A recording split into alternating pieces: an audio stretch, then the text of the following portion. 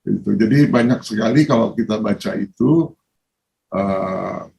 supaya dunia jadi lebih bagus, itu dijelaskan bahwa kan tujuannya, goalnya itu terjadi supreme being, terjadi life and life.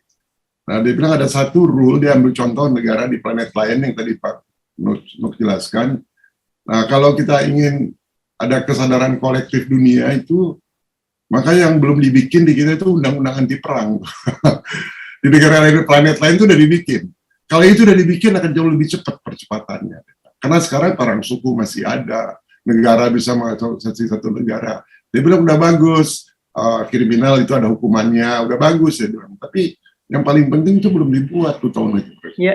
Maksud saya artinya mereka sedetail itu gitu jelasinnya. Ya.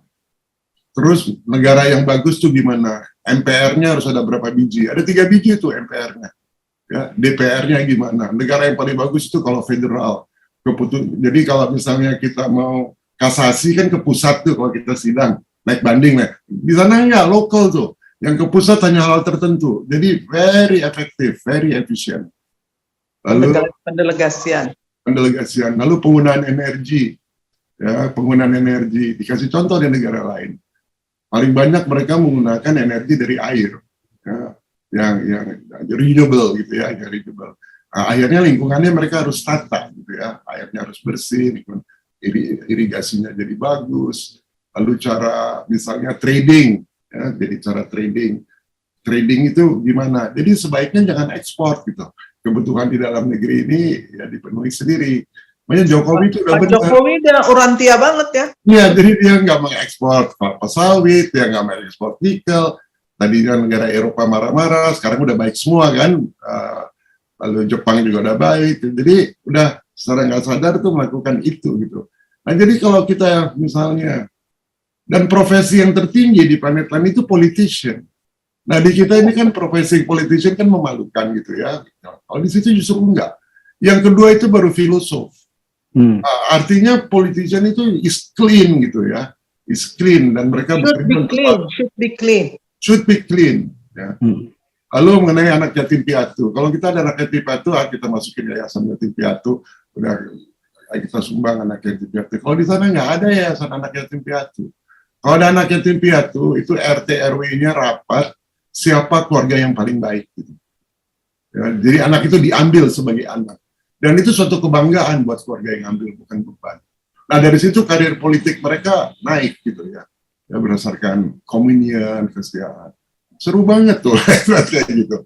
Jadi kalau kita bicara kita mau rubah Indonesia dengan cara-cara protes di jalan itu primitif banget gitu ya.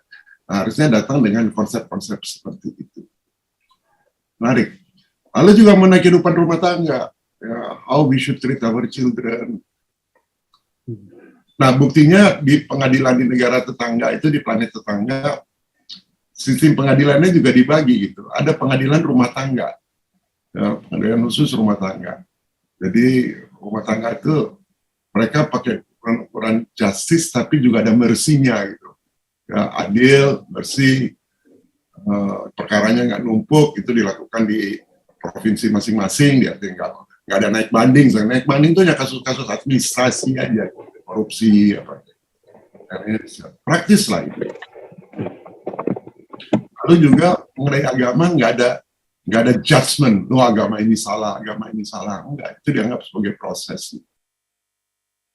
Dan nggak ada superiority mengenai agama. Dan di negara tetangga itu nggak ada rumah kebaktian, nggak ada masjid, nggak ada gereja, tempat publik untuk beribadah, semua di rumah. Jadi ajaran-ajaran mengenai Tuhan itu tanggung jawab orang tua ke anak-anaknya. Waktu saya baca gitu, saya bilang, aduh anak saya ini satu masih ateisnya, ditanggung jawab saya. Sedih. Sedih.